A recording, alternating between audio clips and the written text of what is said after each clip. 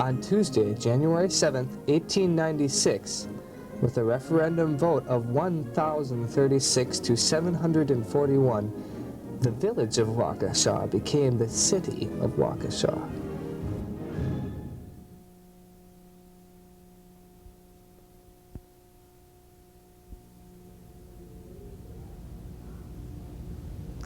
Colonel Richard Dunbar was born in Mayo County, Ireland.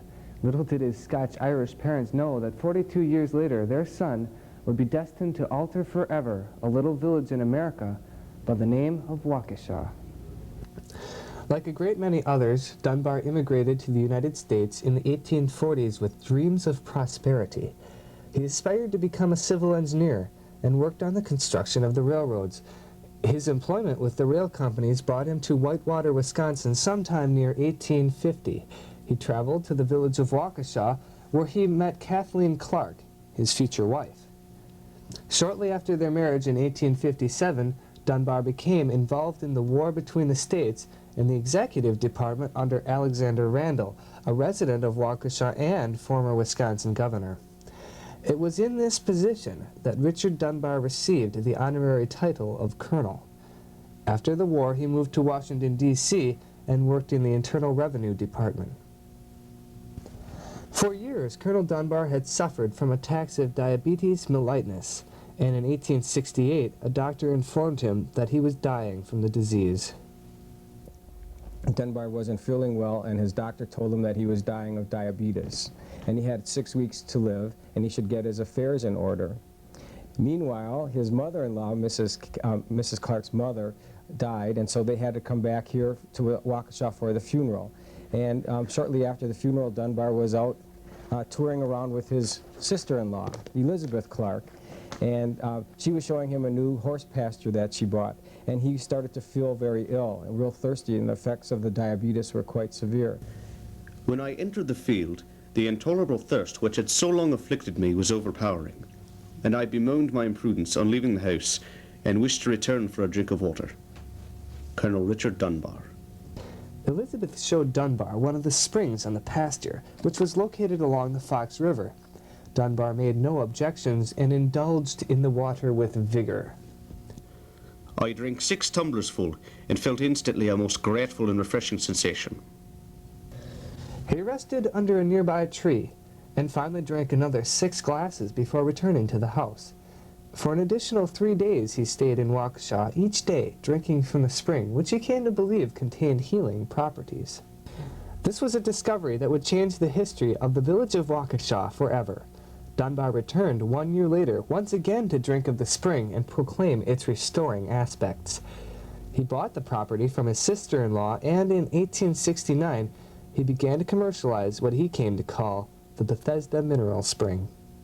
He developed the spring and commercialized the business. Originally, he packed the water in wooden barrels and shipped it that way, and then he used ceramic jugs. And he wanted to build a hotel here because the hotel facilities weren't big enough for the city to handle all the thousands of people that were coming here each summer. Publicizing Waukesha's springs was a concept met with some disapproval from the village residents, and it was not long before opposition arose to challenge the supposed powers of the water. Richard Dunbar was a phenomenal promoter, however, and soon crowds began to arrive in Waukesha to partake in the healing of the waters. For better or worse, what is now called the Springs era had begun. And in the 10 years from him coming here to look at a horse pasture to 1878, the city had changed radically. In 1869, Colonel Richard Dunbar began an age unparalleled in its extravagance. In the 40 years from 1870 to 1910, the village of Waukesha experienced drastic changes. It saw the installation of close to 50 different springs, including Silurian, Lethean, Horeb, Arcadian, and White Rock springs. The city experienced visitors of fame and wealth from all over the Union. Enormous and ornate resorts, shipments of famous Waukesha water with destinations all over the world, shocking scandals, and profitable entrepreneurs. But I guess in those little battles kind of pale to what happened to the city when you consider that it was just a sleepy little prairie village, and in a matter of 10 years was transferred to this huge resort center where thousands and thousands of people came every summer. It was at the absolute height of this spring's fever that the village of Waukesha experienced perhaps the greatest change of them all. On Tuesday, January 7th, 1896, with a referendum vote of 1,036 to 741, the village of Waukesha became the city of Waukesha. This was a big change for the residents of Spring City and in some respects reflected the community's changing mood. At one point in the 1890s, there were 25 trains per day coming here filled with passengers, taking people here and then taking them back home again. And they came from all over the country and sometimes all over the world. The spectacles that they saw as the spring company sort of were having little rivalries between themselves as to who could have the biggest concert or the best concert. And so, on certain nights there'd be a free concert at Bethesda Park, and there'd be an orchestra, a 25-piece orchestra. And I've read accounts, especially on Bethesda's anniversary or during celebrations around the 4th of July, where literally the parks were jammed with 3,000 and 4,000 people. Just to hear a concert, and then to see fireworks after the concert, and it was quite a popular place. So much changed in those 40 years that it is impossible to imagine Waukesha without the Springs era. Nearly every fiber of the way things are now is an effect of that time. It was a time when Waukesha was under the curious eyes of an entire country, a time of sensational occasions.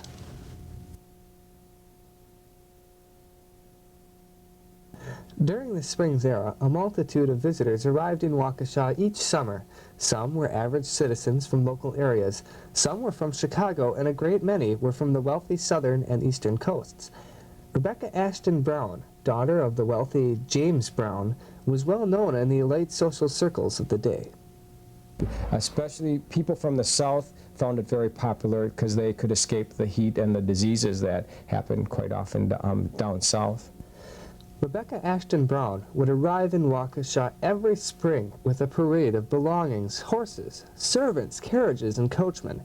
She thoroughly enjoyed her stay here and would proclaim Waukesha's beauty to all her friends and colleagues, raising a considerable amount of interest in the city. Her friends would often visit here, bringing their own assortment of people and belongings.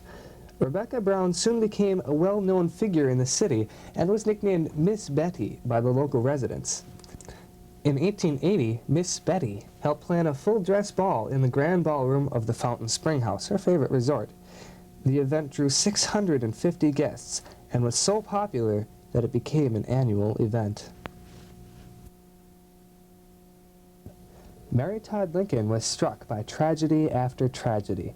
3 of her sons died of illness and other causes, and her husband, President Lincoln, was assassinated, leaving her with 1 remaining son as her only family. Once she had been popular and vibrant, but the death of her 3rd son, Tad, had a lasting effect on her. She became withdrawn and temperamental.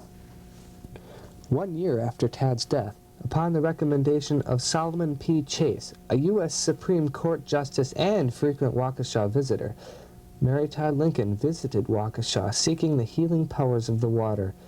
She stayed at a boarding house located on West St. Paul Avenue.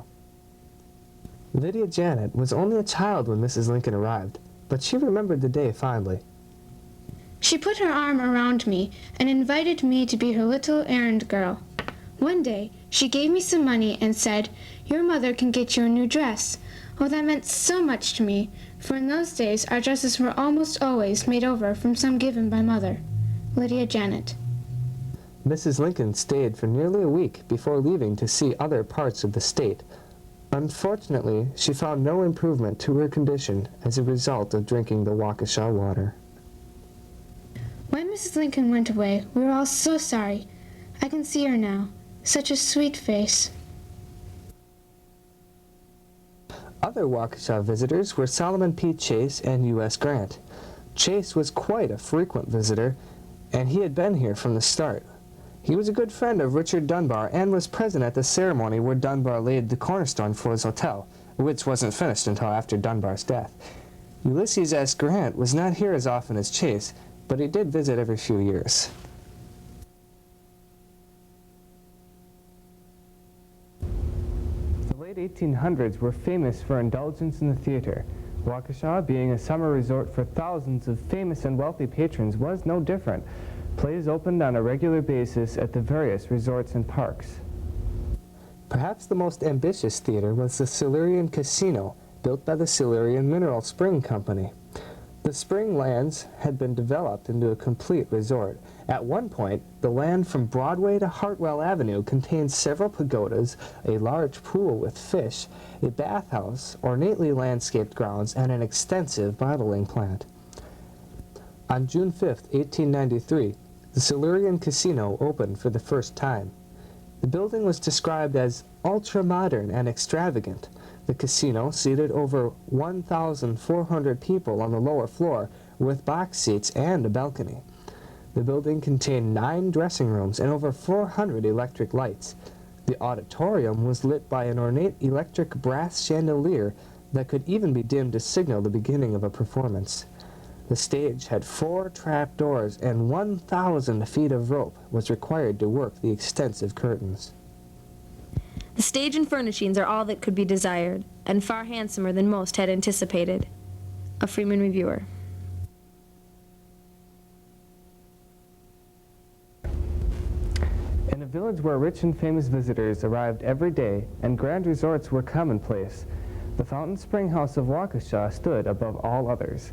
Matthew Laughlin and Thomas B. Bryan were both wealthy financiers from Chicago who found the accommodations inadequate upon their first visit to the village. Laughlin claimed his 69 years of diabetes was cured by Waukesha water and made it his goal to be a part of the rapidly growing health water market. He and Bryan began their hotel in 1873. So it was only 4 years after the discovery of Bethesda Spring that Matthew Laughlin from Chicago saw the importance of what was happening, and he invested a lot of money here in building this hotel. The Fountain Spring House prospered as Waukesha water became all the more popular. The 2 Chicago businessmen watched as their city grew around the hotel. Then, on August 31st, 1878, sometime near 11 o'clock p.m., a fire started in the kitchen of the hotel and spread through the rest of the building. At the time, it had about 200 guests and 70 employees, all of whom escaped without harm. The estimated loss was near $200,000. Rather than abandon their investment, Laughlin and Bryan rebuilt the hotel in the grandest possible fashion. The design called for something similar to the Grand Union Hotel of Saratoga, New York, giving Waukesha the title of Saratoga of the West. The new building opened in May 1879 with an enormously popular reception. The grounds were remodeled and expanded to fit with the new decorum. The new Fountain Spring House included bicycling trails, a half-mile racetrack, croquet and tennis courts, horse shows, and a billiards room. Its magnificent proportions surpassed the wildest expectations of the most sanguine believers, a staff writer of Hotel World. The building's front rose 3 stories in the air, which was centered around an octagonal tower. The porch wound around the face between the 2nd and 3rd stories, affording visitors a position to view the entire city. The main entrance was located in the central tower at the building's northeast end, which led to a 16-foot wide central stairway. Other stairs in the building were 12 feet wide. There was even an enormous dining room decorated in the most exquisite detail. It was lighted on all sides by large plate glass windows opening out into the pure air. Waiting and reading rooms were located on the 1st floor, each with sizable windows and fireplaces. The hotel also offered the modern feature of telephone service. The Fountain Spring House was the premier Waukesha resort for many years. It was a symbol of everything the village and city of Waukesha stood for in an age of extravagance. The era was already beginning to show signs of slowing down by 1903, but there were some who still believed that it was only a temporary setback. It was thought that Waukesha needed only modern facilities to return to the glory it had known only a few years back. And so began the construction of a monolithic building high above the city, Resthaven. Resthaven was intended to combine all the most popular aspects of the local establishments, which drew so many people. It was to be a club, hotel, and sanitarium without specializing in either of the three. Resthaven sported paintings from all over the world, including stained glass mural decorations by Tiffany. It presented its visitors with baths, which were rumored to cure diseases, and a gymnasium and a solarium. Resthaven also had the first swimming pool in Waukesha, built in the classical Greco-Roman style. Unfortunately, the hotel never prospered as its investors had hoped it would.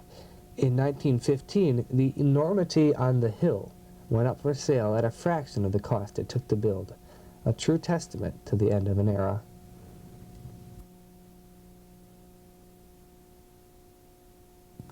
Tom Spence was born near Belfast, Ireland. As a young man, he apprenticed as a surveyor and taught school. After marrying Jane Leslie, he moved to America with hopes of a profitable life. He arrived on the shores of the United States in 1844 and lived in Brooklyn, New York for some time. Eventually, he joined the masses moving westward and arrived in Milwaukee when Wisconsin became a state. He soon relocated once again in the developing village of Waukesha, where he joined in business with J.C. Brown in a boot and shoe store. After a year, the partnership dissolved, leaving him the sole owner of a prospering business. He continued to survey and even established an insurance business. He held a variety of positions in the village government, including clerk, assessor, and member of the Board of Education. As the Springs era came crashing down on Waukesha, Tom Spence knew the changes that were soon to take place. He purchased Horeb Spring and an accompanying 20 acres from Milton Bidwell. In the 1880s, he began to develop the property into a resort. Known for its position high above the town, the Horeb Spring Resort flourished. It quickly became popular to spend time on the hill above the city, which was said to have a small grove of trees providing the perfect amount of shade to a weary visitor. Tom Spence's Horeb Spring Company brought considerable profits to him as well. At the height of the health water rage, Horeb shipped to St. Paul, Buffalo, Montreal, St. Louis, Cincinnati, Hamilton, Memphis, New Orleans, and Pittsburgh, among many others. In 1874, the industrious Spence made yet another addition to his land, a tower built on the highest point in the village. Designed to draw attention to his spring, Tom Spence's tower did exactly that. For a time, it was popular to spend an afternoon high up in the tower, which was said to afford a view of Lake Michigan on a clear day. The price for climbing the 6-story lookout was 25 cents. Tom Spence Jr. sold the land to the city of Waukesha in 1922 to be made into a park.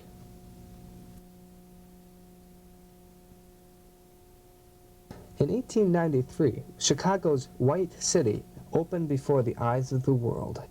The famous World's Fair brought visitors from all across the globe, and expectations in Waukesha were high that a great many of those visitors would take a small detour and visit the Saratoga of the West.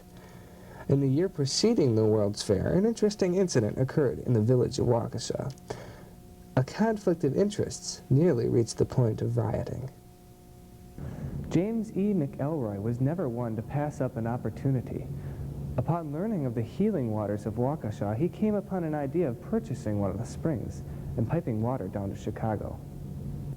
He laid out all his plans, bought Hygeia Spring on the corner of Wisconsin and West Avenues, and prepared to lay the pipelines, only to be stopped when the village council denied permission. Because the townspeople, when they heard about the plan, were very upset that their water would be piped to Chicago. They wanted all these thousands of visitors that were coming to Chicago to take the train trip up to Waukesha and visit our city and spend their money here. So this battle to get permission to lay the pipeline went on for quite some time, and it was quite nasty at times. It was on Saturday, May 12, 1892, that the rumors concerning a forthcoming invasion began to spread through the village. Sure enough, that night a carload of horses, 2 flat cars overflowing with pipes, and a mob of laborers arrived by railroad. The invaders approached the bottling house and were met by a goodly crowd of townspeople who had hurried down Wisconsin Avenue to the spring upon hearing the village fire bell ring. A Freeman journalist. And very late at night, the fire bell rang, and people knew that that was a signal that something was happening. So hundreds of people left their homes with pitchforks and guns and knives, and they went down to the spring. And sure enough, McElroy had brought a trainload of workmen in to start to dig the pipeline. And the townspeople kind of looked at the workmen, and things were becoming very tense, and someone yelled, throw him in the river. Tensions eased as the men were served lunch and hot coffee before returning to the train. The locomotive departed only to return an hour later and unload its passengers once more. This time, the villagers toted the famous rail-splitter cannon to the spring, and once again the invaders were expelled from Waukesha. James McElroy did not give up his attempt to pump water from Waukesha to the World's Fair. Eventually, he bought a spring property outside the village limits and named it Hygeia II. He did then obtain permission and laid his pipes.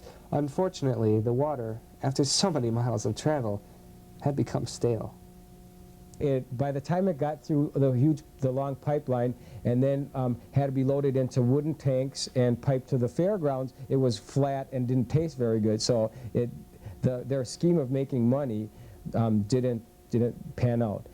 James McElroy moved to New York in the February of 1894 and died of appendicitis 3 months later.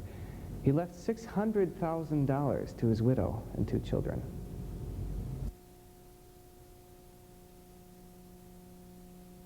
In the spring of 1889, Dr. David Roberts arrived in Waukesha.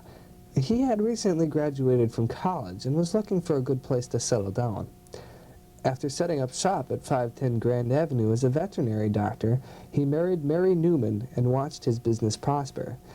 Eventually, he specialized in the prevention and cure of veterinary diseases. He wrote a book called The Practical Home Veterinarian, which was nationally popular and contained some cures that became standard practice. In 1906, he was appointed the position of state veterinarian by Governor James Davidson and moved to Madison during his term. He also started his own company, a veterinary products company, and just produced hundreds and hundreds of different types of products for cats, dogs, sheep, cows, all types of animals. The plant was located on Grand Avenue and employed 30 people with Harry D. Cook as VP. The business was incredibly successful and ended up selling merchandise all over the United States. On Tuesday, June 21st, 1917, Miss Mary Newman Roberts, Dr. Roberts' wife, left their home on 222 Wisconsin Avenue for the last time. She crossed the street and began a trek through what had become Cutler Park. She was in transit to 416 West Park Avenue, where she would meet a teacher by the name of Grace Lusk. That Tuesday would be her last.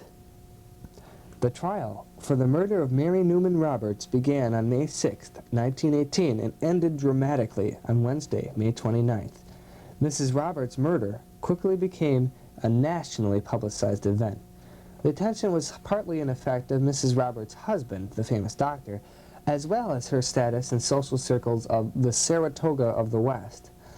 As the trial progressed, the events that led up to the murder caused even more sensation. Apparently, Dr. Roberts was known as a ladies' man around town, and an affair with a local school teacher got out of hand. Grace Lusk was divorced when she met Dr. Roberts, who asked her to help him write a book. Grace began to demand that Dr. Roberts leave his wife. Finally, Mrs. Roberts learned of the affair between the two and made an appointment to talk with Mrs. Lusk. Mary Roberts crossed the park and met with Grace. The two engaged in a heated argument, which concluded with Miss Lusk shooting and killing Mrs. Roberts. The 12-man jury selected finished their deliberations and concluded Lusk to be guilty of second-degree murder. Lusk seemed fine upon the pronunciation of the verdict. She rose and walked over to the prosecutor as if she wanted to talk to him, only to scream and grab him by the throat. Deputies pulled her away and escorted her to a cell.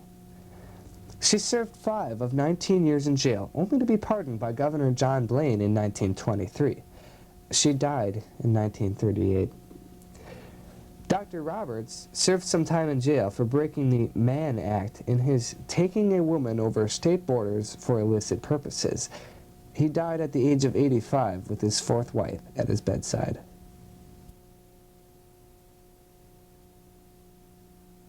In 1863, Samper A. Perkins was born in Wisconsin and moved to the village of Waukesha in 1882. After getting a job at the local bottling plant, he saved money to buy a hardware store in town. In that position, he met and became friends with Harry Leven Horning. Horning hired Perkins to manage his store on 712 Clinton Street when he was away and while he attended Carroll College. Horning started a bicycle repair shop on North Street after graduating as an engineer. The business flourished and eventually shifted to the repair of the newfangled contraptions, motor cars. Perkins proposed that he and Horning form a larger business called the Waukesha Motor Company. The resulting arrangement prospered. From 1910 to 1930, Sam Perkins, as he had come to be known, became a leading industrialist in the city. He was director of Waukesha National Bank and Rector Gas Filer Company, president of Perkins Heights Incorporated, and an officer in the Hein Werner Motor Parts Company. He was a major contributor of local improvements like parks and hospitals. In August of 1932, he died still a bachelor. Mayor Morgan R. Butler issued a proclamation asking businesses to close on Thursday, August 18th, in commemoration of Perkins' contributions to the city. Perkins' business ability and integrity have been a very large factor in the commercial development of our city. His interest in every worthwhile civic enterprise and his generous support of both charitable and civic institutions have been a contributing factor in their success. Mayor Morgan Butler. Meanwhile, Harry Horning made a prosperous career with the Waukesha Motor Company, where he was constantly providing improvements and bettering the business. The employees reportedly worked 24 hours a day by 1916 just to fill the orders. During World War I, Horning was appointed by President Woodrow Wilson to the War Industries Board in charge of standardizing truck engines. Soon, Waukesha Motors was producing truck motors that appeared everywhere on the battlefields. In October of 1936, Harry Horning died at the age of 55. Mayor George Couts ordered a proclamation that closed city government, with most of the businesses doing so as well. It was similar to the commemoration of Horning's friend Sam Perkins only a few years earlier.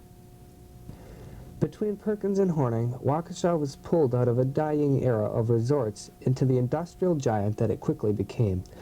It was an irrevocable change that would keep Waukesha a prominent city for years to come.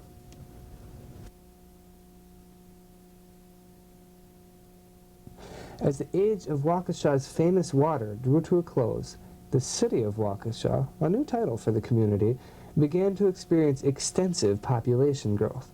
As a result, the desire for public park system grew. In 1918, the Municipal League of Women first brought the issue to notice by asking that the school's playgrounds be made available to children during the summer. In August of 1926, Andrew Frame gave a donation of $25,000 to the city for the purpose of developing land along the Fox River. Frame was a prominent banker in the city who had been very active during the Springs-era years. For the upkeep and continual improvement of the land along the Fox River, he gave an additional $25,000. Unfortunately, he never did live to see the development of the park that has since been named after him. Andrew Frame died October 6, 1932, at the age of 88. The city was nearly stunned by Frame's donation, and Mayor Morgan R. Butler quickly procured the service of Charlie Schutze to oversee development. Schutze went on to clean up and develop parks both in the city and county. One of the first was Buckner Park, deeded to Waukesha by John P. Buckner in 1923. There, Schutze designated Waukesha's first outdoor pool, 2 tennis courts, a children's play area, a baseball diamond, and picnic grounds. With his strong initiative, the Waukesha County park system grew at a phenomenal rate, making for better and better parks every year. The legacy left behind by Frame and Schutze is obvious by Waukesha's many stunning and beautiful parks.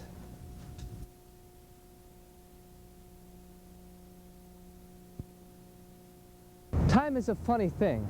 It forces us to meld our lives around it like sand on a shore. For us in the 1990s, looking back into the 1890s presents before our eyes an age so different, it's difficult to comprehend, but yet so familiar we feel as if we've been there. And perhaps we have, for it is our history we are seeing, and for the people who lived in that time, it was real.